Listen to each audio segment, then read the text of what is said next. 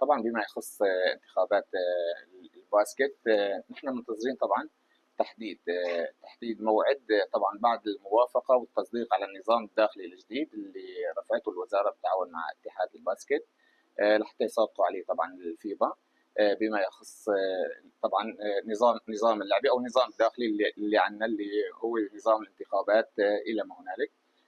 طبعا الامر مو بايدنا دائما، نحن عندنا ارتباطات دوليه كان عن طريق الاتحادات او اللجان الاولمبيه، فنحن مضطرين انه نحن ننتظر المصادقه وتحديد الموعد ان شاء الله عن طريق اللجنه المؤقته لاتحاد اللعبه. نحن بنحب انه نشوف ناس جديده، ناس ابناء اللعبه طبعا، اللي كان على مستوى الفني والاداري، نشوف ناس حابه ترتقي في هذه اللعبه ان شاء الله.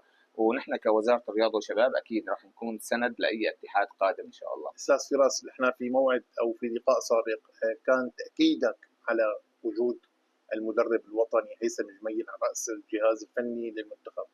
ما الذي حدث حتى تم التغيير؟ هلا للأمانة وبكل شفافية وبكل وضوح، طبعا هذا الأمر يعني تعيين مدربين أو استبعاد أي مدرب ما تم استبعاده للكابتن هيثم، بالعكس هو على العين والرأس، هو صاحب الإنجاز طبعا اللي أهل منتخب سوريا لنهائيات آسيا اللي إن شاء الله نحن منتظرينها بالشهر المقبل. كان في رؤية فنية عند الاتحاد، اتحاد اللعبة أو اللجنة المؤقتة، وصار خلاف شوي بوجهات النظر بما يخص الرؤية الفنية.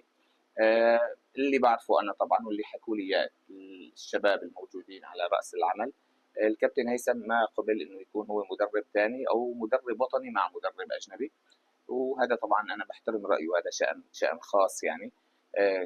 كل الحب والتقدير للكوتش هيثم اللي أنا شخصيا تربطني معه علاقة كثير محترمة، وشخص كثير محترم وما شاء الله عليه، يعني شخص ابن اللعبة.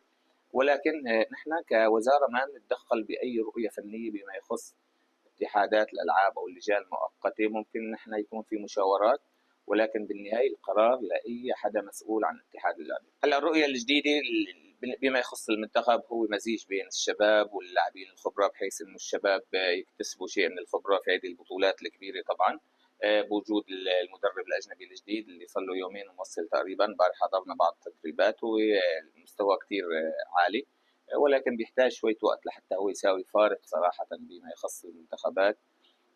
نعرف لازم يكون عندنا دوري كتير قوي لحتى هو يتابع ويختار.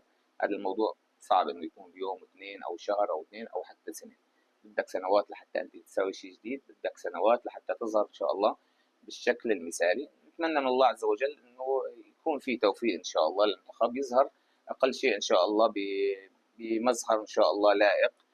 ولكن اكيد ما راح نروح نحن يعني للنهائي او شيء، لانه بنعرف فرق اسيا كتير كتير متطوره، ولكن نتمنى ان شاء الله انه نسوي نتائج حلوه ونكون بصوره جيده تليق بسمعه سوريا الجديده.